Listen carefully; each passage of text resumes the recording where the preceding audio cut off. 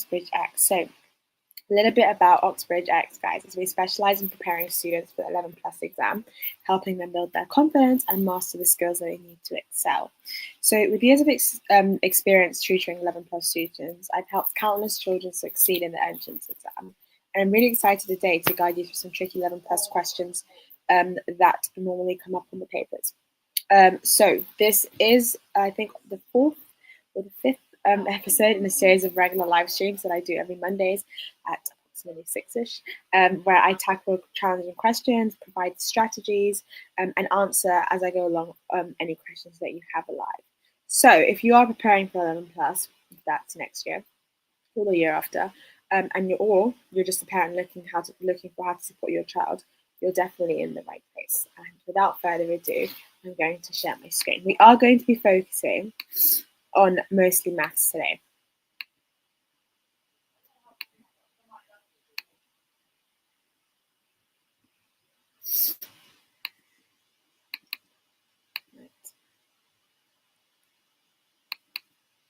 So hopefully everyone can see my screen.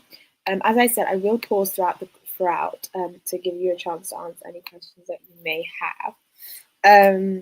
So the very first thing that we're starting with is, if I don't remember if you watched the second episode in the series, but we did equivalent fractions. So this is just another lead up to it, but this is a very common question that comes up of finding equivalent fractions.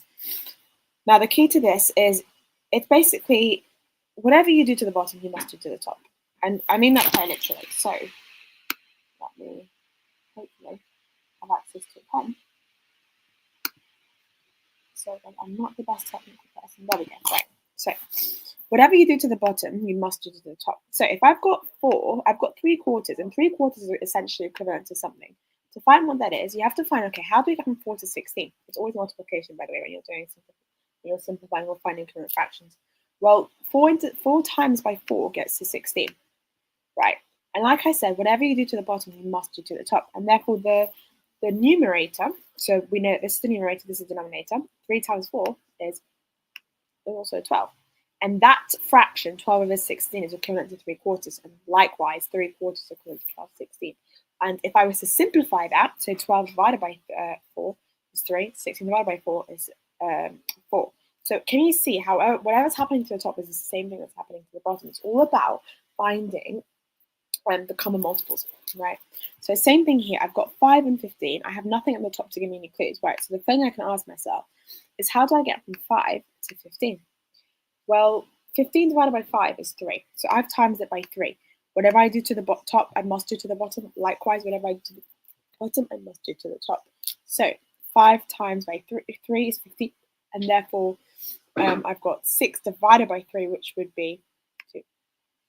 Let's just double check that works. 2 times 3 is 6. Yeah, 5 times 3 is 15. Excellent. Now, here, I've got 7 and 35. Well, what is the common multiple between 7 and 35? It is 5. So whatever I do to the top, I must do to the bottom. So that would be 8 times 5, which is 40. Excellent. Nice and simple, isn't it? I'm going to let you guys do these 3 questions alone, and then I'm going to pop in the answers.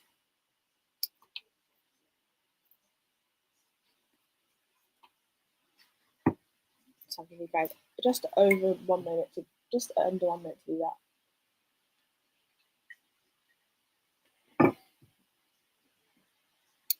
Right, so I'm slowly going to start to do it. So you should have got 8 is the common factor between 2 and 16, and therefore the same thing you do here. 2 times 8 is 16, something times 8 is 40, which has to be 5. This one here. 15 and 60, the common multiple between 15 and 60 is 4. So 15 times by 4 is 60, and therefore 4 times by 4 is 16. 6 times 11 is 66, and therefore 11 times 11 is 121. Does that make sense, everybody? I'm just going to have a look at the comments and see how everyone's doing. Oh, if I can exit. Right.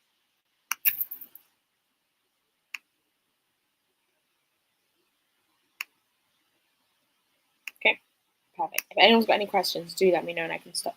So now we've got pie charts. Now, I always think of pie charts as sort of segments, right? A bit like a pie, right? So the question here we've got is that so pie chart is normally a well-winded topic, so it does take a lot more time.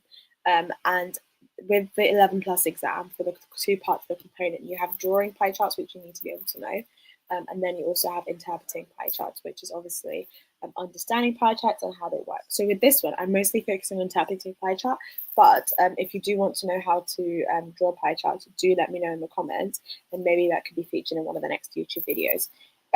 So without further ado, you've got white, red, and black. So a bag contains red, white, and black counters. The pie chart shows below information about counters in the bag. First question, what fraction of the counters are white? Now, this is where everybody gets confused. So in order to do this, right, you need to know the angles in a pie chart, right? Very complicated. You do know one angle here, 120. You do know this angle, which is 90. However, you don't know this angle. However, what you do know is that angles in a circle add up to, can anybody in the comments tell me what angles in a circle add up to? Anyone in the comments tell me what do angles in a circle generally add up to?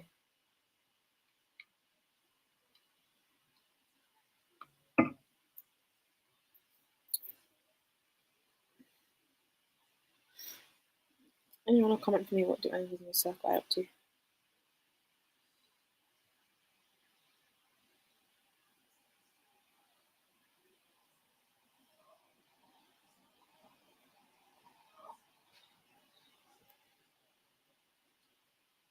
$360. Excellent. Well done. Thank you, Rishi.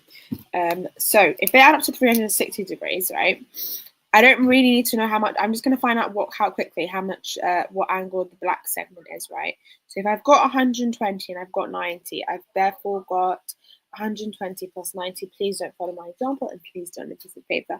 Is 210, and therefore 360 minus 210, you've got 150. So the black segment has to add up to 150 degrees.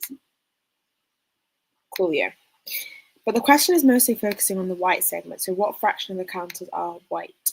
So in order to do that, if I know that white is 90 degrees over 360, I need to know what that is as a fraction of the pie chart. Well, this is where equivalent fractions come in quite handy. 90 divided by 90 is 1. 360 divided by 90 is 4. And therefore it's 1/4. Perfect. So the answer is what fraction of the counters are white? It's 1/4. The next question was asking me what fraction of the counters are white. And if the angle is 120 degrees, guys, you've got 120 over 360. Simplify that down to, can I do 360 divided by 120? Yes, I can. So that's going to be 3. Like I said, always use your working out, yeah?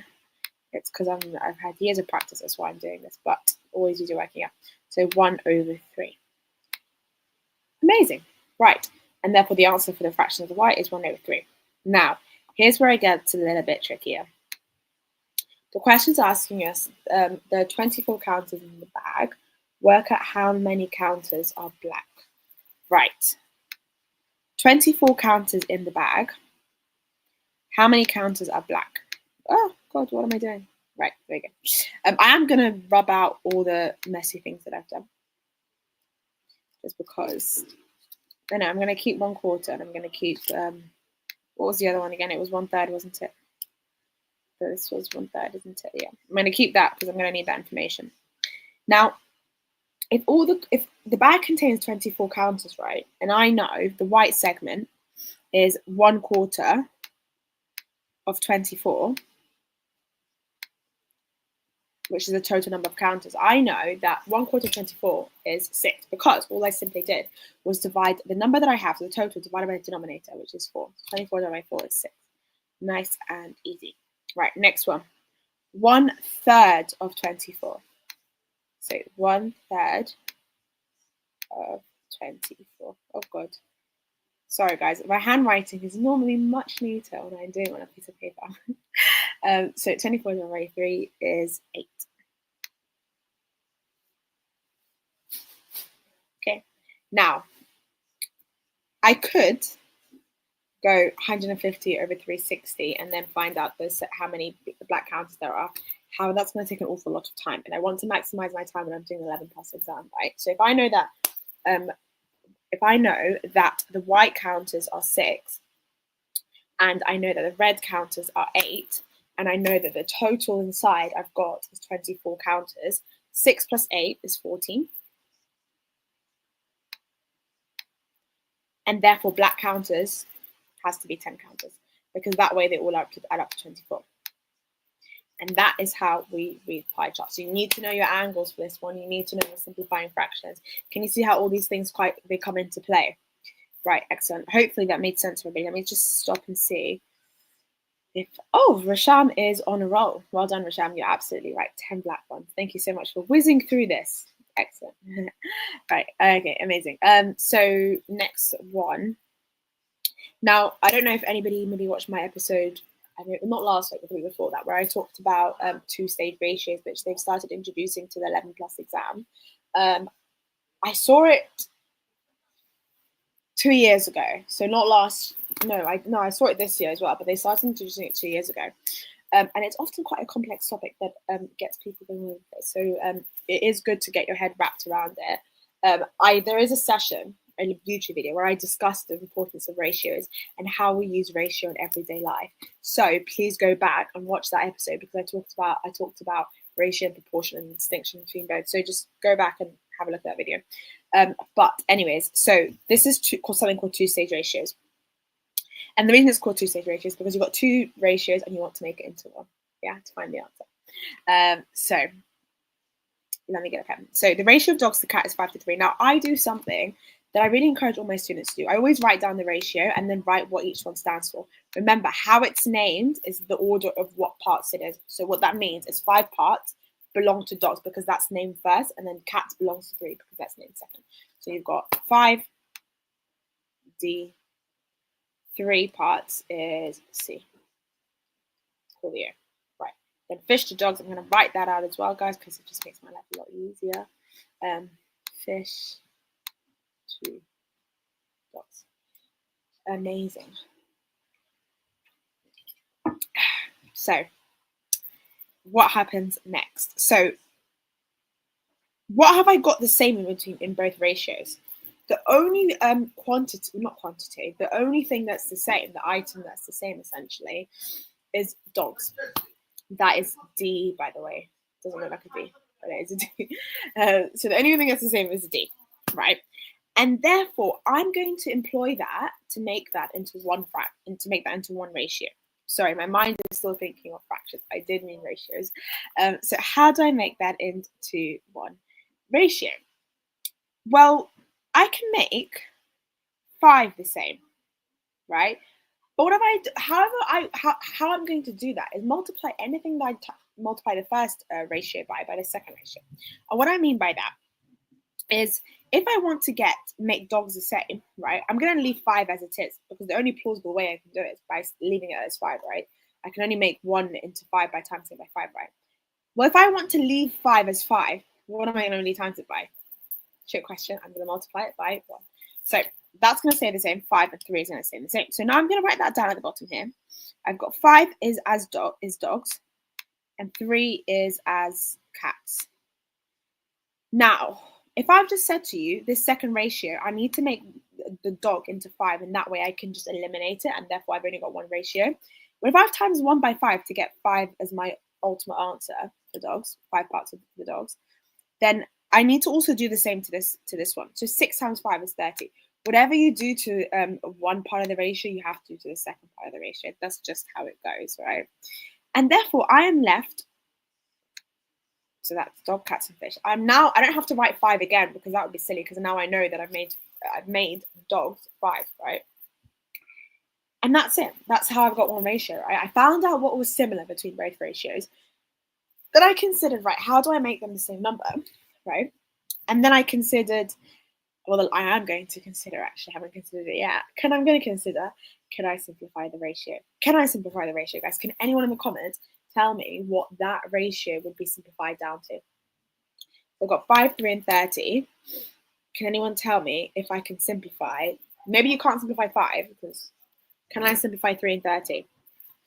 I'm going to have a look at the comments and see what you have to say. Can I simplify 5 and 30? 1 and 10. Amazing. Good job. So that's your answer. Now, two-stage ratios, trust me, it is a very, very complicated topic. So it normally takes a bit of time to get your head wrapped around, and it's nothing that I teach in 10 minutes. It's normally a 1 hour topic, right? So, Alfie, Bertie, and Charlie share £66.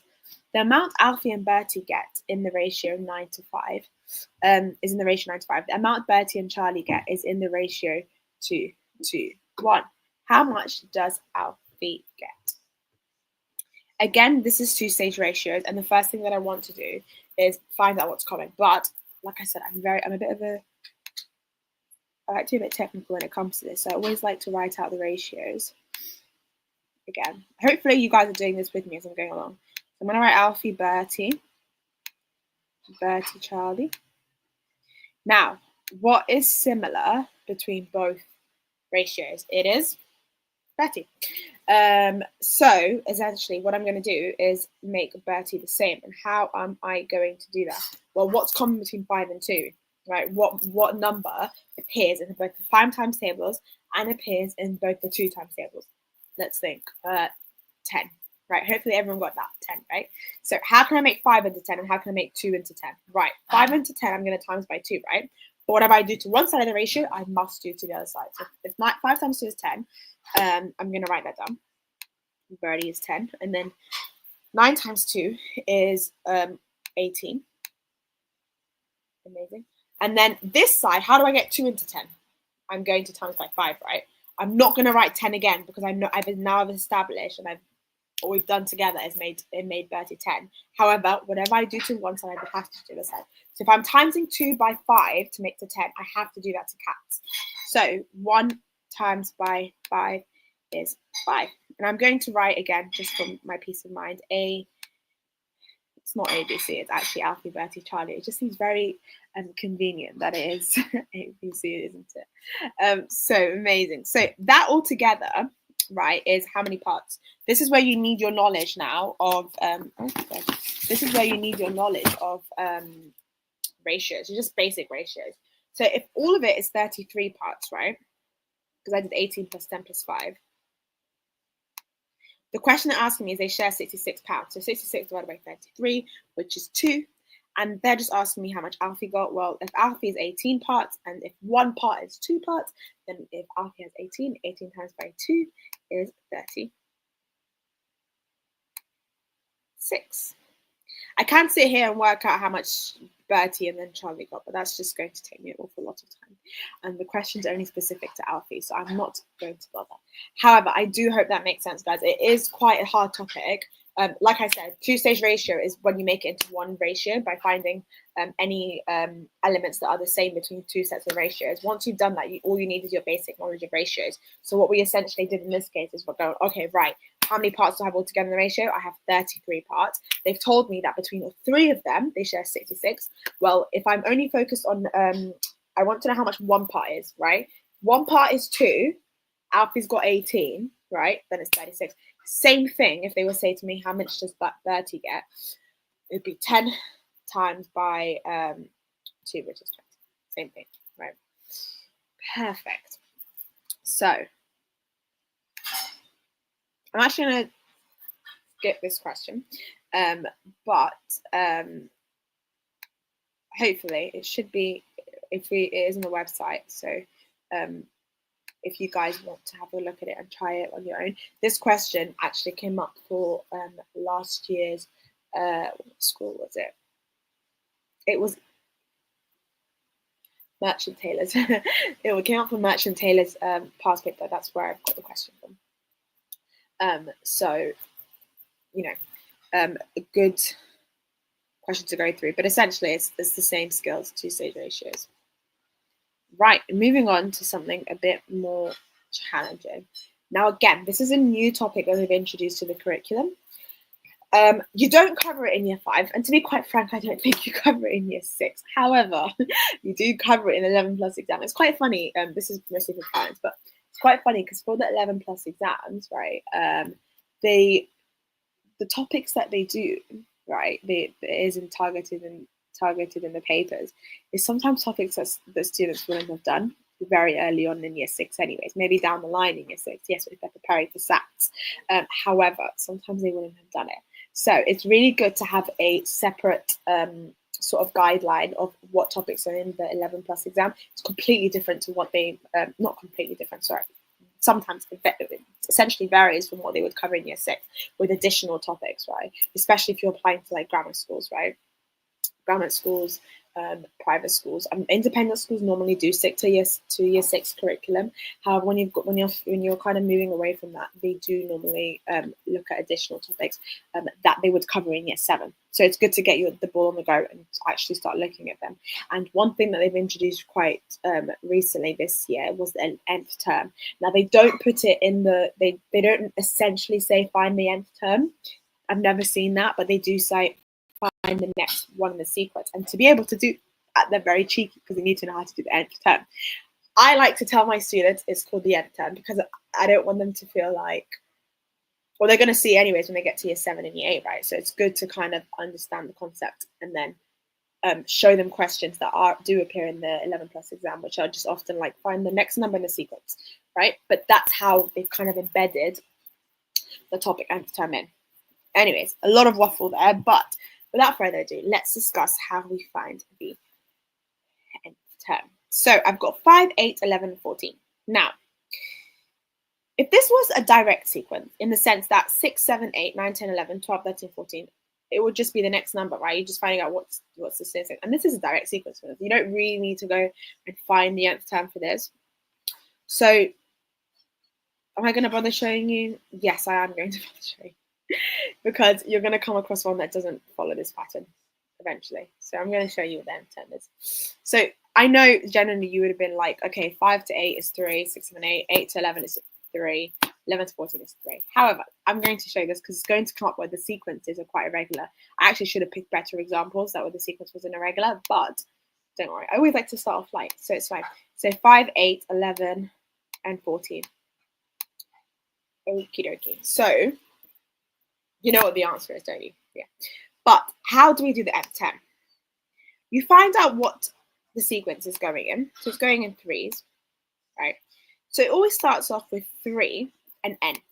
Now, n stands for where the number is positioned in the sequence. So for example, it stands for the term, basically where the term is in the sequence. What that means, guys, is this is the first term, this is the second term, this is the third term, this is the fourth term, next one's 5th, next one's 6th. And I'll show you why that's really useful in a minute.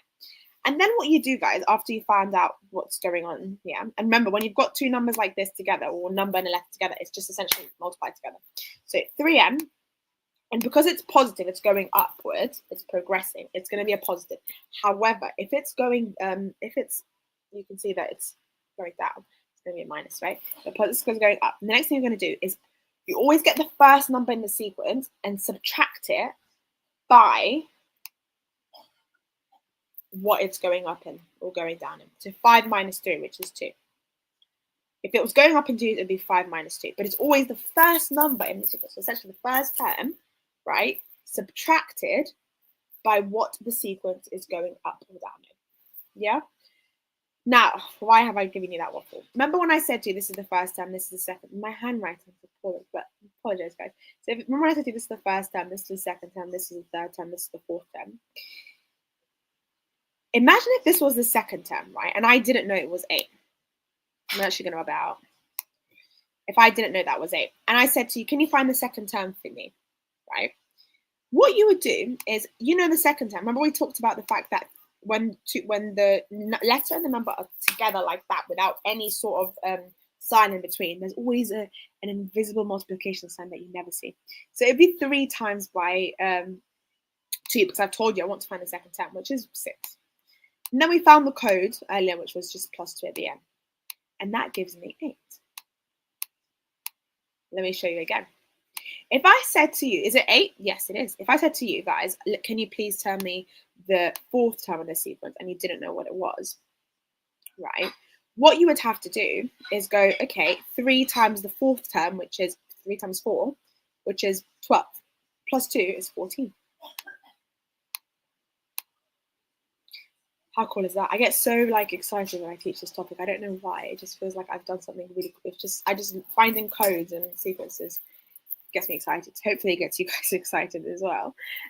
But now the reason this is very important, guys, is because sometimes, most of the time they tell you, find what the 100th number in the sequence. They won't say term, but they're very cheeky. They don't use that word because they don't want to mix it up with the Key Stage 3 curriculum. But they say, find the 100th number in the sequence. Well, how on earth am I going to sit there and go counting all the way to 100? No one has a time of day for that, do they? No. So what are you going to do? You found the code earlier. So 3 times by 100, which is 300, plus 2, 302. And therefore the 100th number in the sequence would be 302. Same thing, if they said to you, find the 56th number in the sequence, 3 times by 56, guys, which is, don't do this at home, please write your working out on, is 168, plus 2 is 170, right? Can you see what I mean? Why it's important? I know you know the more convenient way is to go 6, 7, 8, 9 and just add up in threes, but life is never going to be that easy. Life is never that easy, guys. Honestly, so you do need to know how to do nth term, and I've given you a bit of a capacity. So let me show you one more question before I leave it there. Yeah, I'm going to show you. I'm actually going to rub this out. Actually, first things first, to make my life a bit easier. I'm going to show you. Should I do the last one maybe? Last one. Can anyone tell me in the comments what the nth term would be? I'm going to show you as I'm going along, but I want you guys to have a go as well. So 10, 14, 18, and 22.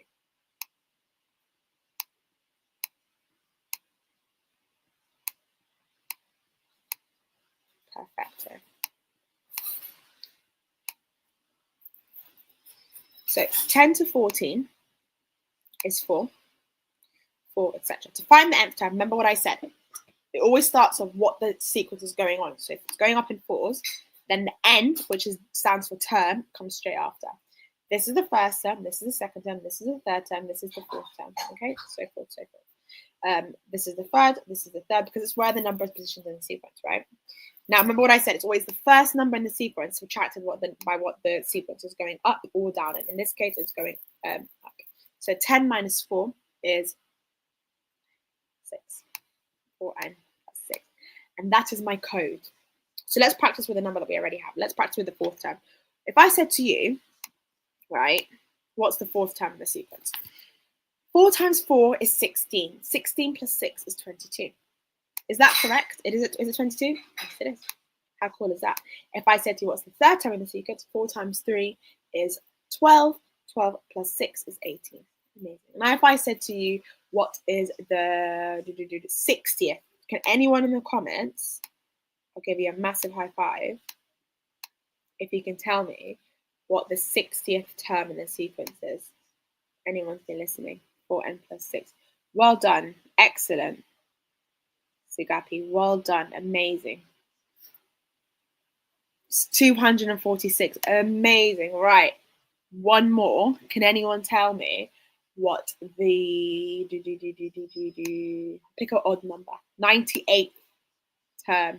Can anybody tell me what the 98th term in the sequence would be? The 98th term. Well done, Fahim. 98th term, guys. Can anyone tell me what the 98th term? 98th term.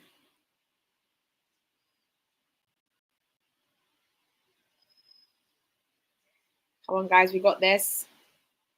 Who's going to be the first person to tell me what the 98th term is? 398. Let's double check that. 98 times by 4, 392, plus by 6 is 398. Excellent. Who said that first? Sigapi said that first. Well done. Amazing. Huge high five for me. Well done, guys. Amazing. So happy that you understand that. Hopefully you did understand that. I love teaching this topic because it's like working out codes. It's a really cool challenge. somewhere on there for the 11 plus where they give you like codes and where they give you like a maze and you have to find the code and it's using Xterm, and it's all really fun that I normally go over with my students. So if you would like to go to have a chance to do that wonderful puzzle with me, do book in a consultation. Any other comments, guys? So I'm going to leave it there, but if you have any comments, please do comment. Any questions at all, do comment. I'll give you that. Just going to wait for anybody if anybody has any questions.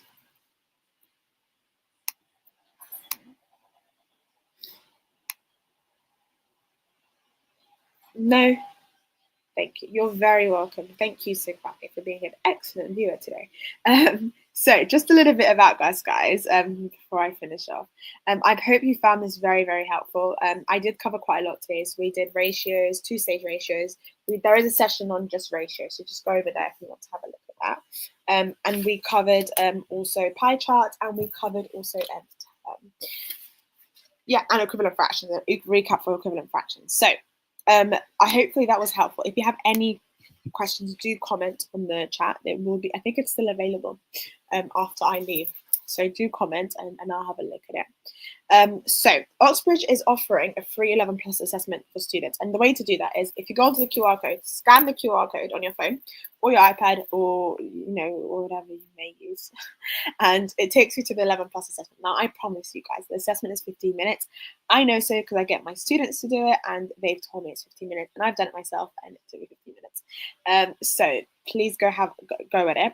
Okay. And what it does after is offer you a consultation with one of our Oxbridge tutors, and that might be me. So should you be so lucky. And what we do is I give you one-to-one tutoring, yes, and on 11 plus. And why Oxbridge differs from other tuition companies is because you receive a detailed summary at the end.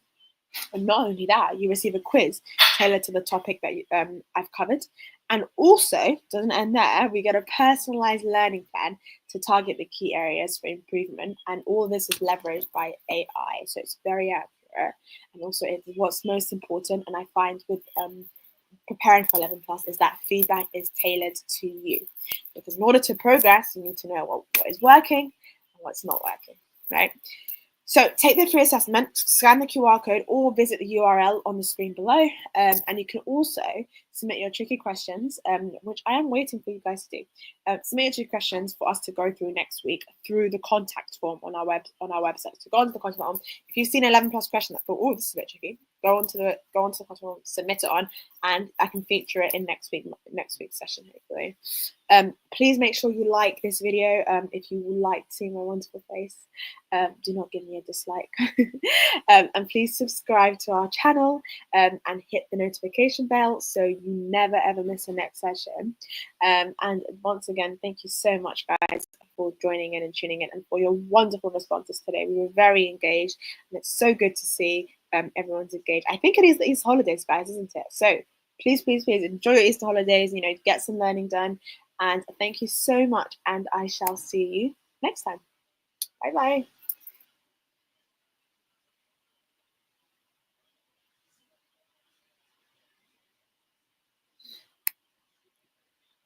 Bye.